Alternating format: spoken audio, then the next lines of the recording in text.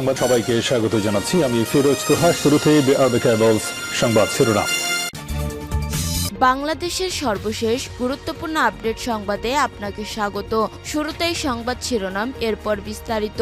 শুরুতেই জানিয়ে দিব, ভারতে পালানোর সময় চট্টগ্রামের পুরোহিত আশিস আটক। চট্টগ্রামের মিশ্রায়ের সীমান্তবর্তী এলাকা দিয়ে অবৈধভাবে ভারতে প্রবেশের সময় আশিস পুরোহিত ৬৫ নামে একজনকে আটক করেছে স্থানীয়রা। বুধবার ২৭ নভেম্বর দুপুরে উপজেলার করেরহাট ইউনিয়নের আলীনগর বৃত্তপির দায়িত্বপূর্ণ এলাকার সীমান্ত থেকে তাকে আটক করা হয়। এরপর জানিয়ে দিব, বাংলাদেশের আন্তর্জাতিক অপরাধ ট্রাইব্যুনালকে সহায়তা করতে প্রস্তুত আইসিসি।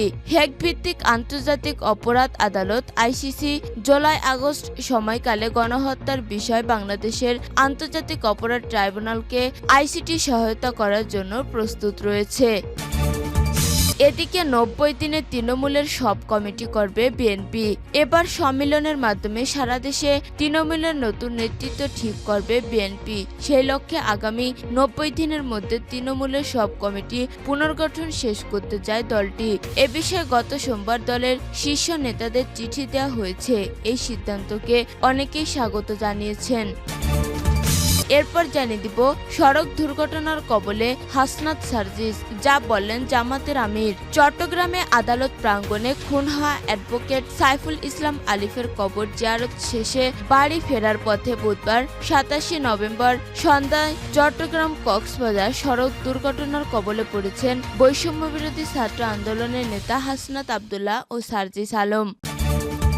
এদিকে শক্ত হাতে পরিস্থিতি নিয়ন্ত্রণ করুন অন্তর্বর্তী সরকারকে তারেক রহমান। শক্ত হাতে পরিস্থিতি নিয়ন্ত্রণ করতে অন্তর্বর্তী সরকারের প্রতি আহ্বান জানিয়েছেন বিএনপির ভারপ্রাপ্ত চেয়ারম্যান তারেক রহমান। তিনি বলেছেন, আমি অন্তর্বর্তীকালীন সরকারের প্রতি আহ্বান জানিয়ে বলতে চাই, শক্ত হাতে পরিস্থিতি নিয়ন্ত্রণ করুন। সরকার পরিচালনায় দক্ষতার পরিচয় দিতে না পারলে জনগণ অসহিষ্ণু হয়ে উঠতে পারে। এবং সর্বশেষ জানিয়ে দিব, উত্তরসূরি হিসেবে রাউহির নাম ঘোষণা করলেন ফিলিস্তিনি প্রেসিডেন্ট। ফিলিস্তিনি কর্তৃপক্ষের পিএ প্রেসিডেন্ট মোহাম্মদ আব্বাস তার উত্তরসূরি হিসেবে রাউহি ফাত্তুহুর নাম ঘোষণা করেছেন। আব্বাসের পর কে তার উত্তরসূরি হবেন তা নিয়ে কয়েক বছর ধরে জল্পনা চলার প্রেক্ষাপটে এই ঘোষণা দেওয়া হলো। আব্বাস বুধবার এক ডিক্রি জারি করেন, পরবর্তী প্রধানের নাম প্রকাশ করেন রাউহি ফাত্তু, ফিলিস্তিনি ন্যাশনাল কাউন্সিলের সভাপতি। ডিক্রিতে বলা হয়েছে, যদি পিএ প্রেসিডেন্ট পদটি শূন্য হয় তবে সাময়িকভাবে রাউহি ওই দায়িত্ব পালন করতে পারবেন। প্রিয় দর্শক, এতক্ষণ শুনছিলেন সংবাদ শিরোনাম, এরপর বিস্তারিত। তবে তার আগে বন্ধু জানিয়ে দিন, আপনি কোন স্থান থেকে আমাদের সংবাদটি দেখছেন এবং শুনছেন। জানিয়ে দিন এই সংবাদ সম্পর্কে আপনার মূল্যবান মতামত। তো আপনি যদি আমাদের চ্যানেলে নতুন হয়ে থাকেন তাহলে ভিডিওটি দেখতে দেখতে চ্যানেলটি সাবস্ক্রাইব করে রাখুন, যাতে করে আমাদের পরবর্তী সংবাদগুলো সবার আগে আপনার কাছে পৌঁছে যায়। এবারে বিস্তারিত। ভারতে পালানোর সময় চট্টগ্রামের পুরোহিত আশিস আটক। চট্টগ্রামের মিশ্রায়ের সীমান্তবর্তী এলাকা দিয়ে অবৈধভাবে ভারতে প্রবেশের সময় আশিস পুরোহিত ৬৫ নামে একজনকে আটক করেছে স্থানীয়রা। বুধবার ২৭ নভেম্বর দুপুরে উপজেলার ককেরহাট ইউনিয়নের অলীনগর বিপত্তির দায়িত্বপূর্ণ এলাকার সীমান্ত থেকে তাকে আটক করা হয়। আটক আশিস চট্টগ্রাম নগরের কোতোয়ালি থানার ২২ নম্বর এনায়েত বাজার ওয়ার্ডের মৃত নির্মল চন্দ্র পুরোহিতের ছেলে। আটকের সময় তার মোবাইলে ইসকন নেতা চিন্ময় কৃষ্ণ দাস ব্রহ্মচারীর সঙ্গে একাধিক ছবি পাওয়ার কথা জানিয়েছে স্থানীয়রা। জানা গেছে, আশিস পুরোহিত মিশ্রায়ের অলীনগর সীমান্ত দিয়ে কলকাতায় অবৈধভাবে প্রবেশ করার সময় স্থানীয়দের সন্দেহ হলে আটক করে বিজিবিকে খবর দেয়। পরে বিজিবি এসে তাকে তল্লাশি চালায়। এ সময় তার কাছ থেকে বাংলাদেশি এনআইডি কার্ড, ভারতীয় আধার কার্ড ও মোবাইল ফোন জব্দ করা হয়। বিষয়টি নিশ্চিত করেন বিজিবি ৪ এর অধিনায়ক লেফটেন্যান্ট কর্নেল মোহাম্মদ মোশারেফ হোসেন। তিনি বলেন, আটক ব্যক্তি প্রাথমিক জিজ্ঞাসাবাদে জানিয়েছেন চিকিৎসার জন্য অবৈধভাবে ভারতে যাচ্ছিলেন। দ্বৈত নাগরিকত্ব এবং অবৈধ পারাপারের দায়ে তাকে জোরারগঞ্জ থানায় হস্তান্তর করা হবে। বাংলাদেশের আন্তর্জাতিক অপরাধ ট্রাইব্যুনালকে সহায়তা করতে প্রস্তুত আইসিসি। হেগ ভিত্তিক আন্তর্জাতিক অপরাধ আদালত আইসিসি জুলাই-আগস্ট সময়কালে গণহত্যার বিষয়ে বাংলাদেশের আন্তর্জাতিক অপরাধ ট্রাইব্যুনালকে আইসিসি সহায়তা করার জন্য প্রস্তুত রয়েছে। বুধবার সন্ধ্যায় রাজধানীর একটি হোটেলে এক প্রেস ব্রিফিংয়ে আইসিসির সিনিয়র ট্রায়াল আইনজীবী এশা এমবাইফাল বলেন, প্রযুক্তিগত সহায়তা, প্রশিক্ষণ এবং নির্দেশনা উভয় ক্ষেত্রে রাষ্ট্রগুলোকে সাহায্য করার জন্য আইসিসি সর্বদা প্রস্তুত রয়েছে। তিনি আইসিসির প্রসিকিউটর করিম খানের বাংলাদেশের সফরে নিয়ে মিলে যাওয়া ব্রিফিংয়ে ন্যায় বিচারের জন্য রাষ্ট্রগুলোকে সমর্থন করার বিষয়ে আইসিসির প্রতিশ্রুতির উপর জোর দিয়েছেন। ব্রিফিংয়ে তিনি রোহিঙ্গা সম্প্রদায়ের বিরুদ্ধে সহিংসতায় জড়িত মিয়ানমারের সামরিক নেতাদের গ্রেপ্তারি পরোয়ানা চাওয়ার প্রসিকিউটর খানের সিদ্ধান্তের কথাও ঘোষণা করেন। তিনি রোহিঙ্গা সম্পর্কিত নৃশংসতা তদন্তে গুরুত্বপূর্ণ সহযোগিতার জন্য বাংলাদেশকে ধন্যবাদ জানান। তিনি বলেন, বাংলাদেশ সরকারের কাছ থেকে প্রসিকিউটর অফিস যে সমর্থন পেয়েছে তা অসাধারণ। তাদের সহযোগিতা আমাদের কাজ চালিয়ে যাওয়া এবং আমাদের উদ্দেশ্যগুলো অর্জন লক্ষ্যযোগ্যতার ভাবে সহজ করেছে।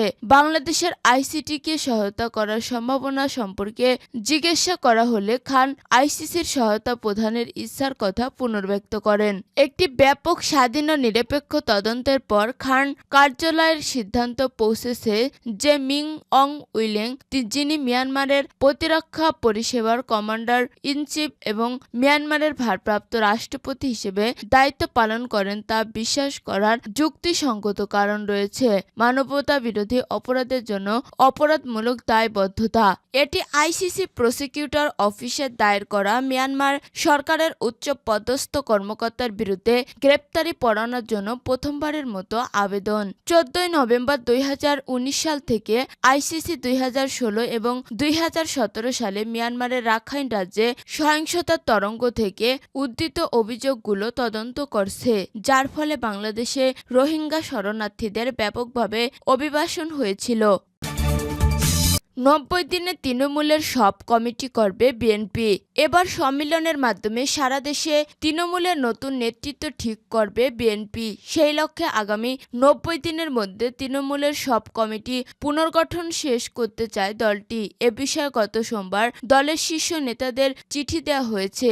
এই সিদ্ধান্তকে অনেকেই স্বাগত জানিয়েছেন। জানা গেছে, গত 5 আগস্ট রাজনৈতিক পট পরিবর্তনের পর আন্দোলন কর্মসূচির চাপ না থাকলেও আগামী ত্রয়োদশ জাতীয় সংসদ নির্বাচন চ্যালেঞ্জ মনে করছে বিএনপির হাইকমান্ড। সেজন্য নানা কৌশলে এগোচ্ছেন নীতি নির্ধারকেরা। তৃণমূলে ব্যাপকভাবে ধানের শীষের প্রচারণা ও গণসংযোগ করছে জাতীয়তাবাদী যুবদল, স্বেচ্ছাসেবক দল ও ছাত্রদল। সারা দেশে বিভিন্ন স্থানে কর্মী সভা ও বর্ধিত সভা করা হচ্ছে। নতুনভাবে কর্মসূচি দেওয়া এবং সাংগঠনিক কর্মকাণ্ড নিয়ে সম্প্রতি দলের স্থায়ী কমিটি এবং সাংগঠনিক সম্প্রদায়কদের সঙ্গে বৈঠকে আলোচনা হয়েছে। বিএনপির ভারপ্রাপ্ত চেয়ারম্যান তারেক রহমান সংগঠন গোছানোর কাজগুলো নিজেই তদারকি করছেন। মূলত 2018 সালের একাদশ জাতীয় সংসদ নির্বাচনের পর দল পুনর্গঠনে মনোযোগ দেয় বিএনপির হাইকমান্ড। তবে সরকার বিরোধী আন্দোলন সংগ্রামে বেশি জড়িত থাকায় সেই কাজ করতে পারেনি দলটি। এক্ষেত্রে আন্দোলন সংগ্রামের পাশাপাশি বিভিন্ন জেলা ও অঙ্গ সংগঠনের কমিটি পুনর্ব্যক্ত করেছেন বিএনপি। সারা দেশে বিএনপির সাংগঠনিক জেলা শাখা কমিটি, মহানগর সহ 82টি 2019 সালে বেশিরভাগ শাখায় আংশিক এবং পূর্ণাঙ্গ কমিটি গঠন করা হয়, বর্তমানে যার অধিকাংশই মেয়াদে উত্তীর্ণ। দীর্ঘ এই সময়ে বিভিন্ন ইউনিট কমিটি হালনাগাদও করা হয়েছে। সর্বশেষ গত 4 নভেম্বর দলটি 10টি জেলা ও মহানগরের পূর্ণাঙ্গ এবং আহ্বায়ক কমিটি গঠন করেছে বিএনপি। তার মধ্যে ঢাকা মহানগর উত্তর বিএনপির আংশিক আহ্বায়ক এবং চট্টগ্রাম মহানগর, বরিশাল মহানগর বিএনপির আহ্বায়ক এবং সিলেট মহানগর বিএনপির পূর্ণাঙ্গ কমিটি দেওয়া হয়। একই দিনে মৌলভীবাজার জেলা, সুনামগঞ্জ, ব্রাহ্মণবাড়িয়া, কুষ্টিয়া, ময়মনসিংহ দক্ষিণ এবং শেরপুর জেলা বিএনপির আংশিক আহ্বায়ক কমিটি অনুমোদিত হয়েছে।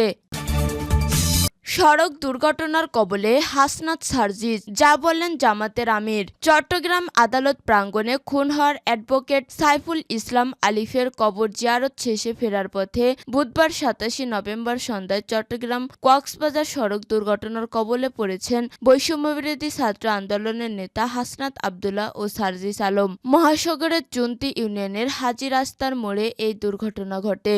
এ ঘটনায় ট্রাফিক চালক এবং সহকারী হেলপার আটক করা হয়েছে। বিষয়টি নিয়ে নিজের ভেরিফাইড আইডিতে পোস্ট করেছেন জামাতের ইসলামীর আমির ডাক্তার শফিকুর রহমান। এ ঘটনার বিস্ময় প্রকাশ করে তিনি বলেন, হাসনাত আবদুল্লাহ ও সার্জিস আলমকে বহনকারী প্রাইভেট কারকে ট্রাক চাপা হত্যাচেষ্টা না নিরেট দুর্ঘটনা, তা অবশ্যই যথাযথভাবে খতিয়ে দেখা দরকার। বিষয়টি সত্যি উদ্বেগজনক। সড়ক দুর্ঘটনার পর মুঠোফোনে চ্যানেল 24 এর সঙ্গে কথা বলেন বৈষম্যবিরোধী ছাত্র আন্দোলনের আহ্বায়ক হাসনাত আবদুল্লাহ। দুর্ঘটনা ও তাদের বর্তমান অবস্থা নিয়ে তিনি বলেন, আমরা শারীরিকভাবে সবাই সুস্থ আছি। আমরা যে গাড়িতে ছিলাম তার সামনে গাড়িটি দুর্ঘটনাটি ঘটে। ঘাতক ট্রাক চালক ও হেলপারকে আটক করেছে পুলিশ। এ বিষয়ে আইনানুগ ব্যবস্থা প্রক্রিয়াধীন।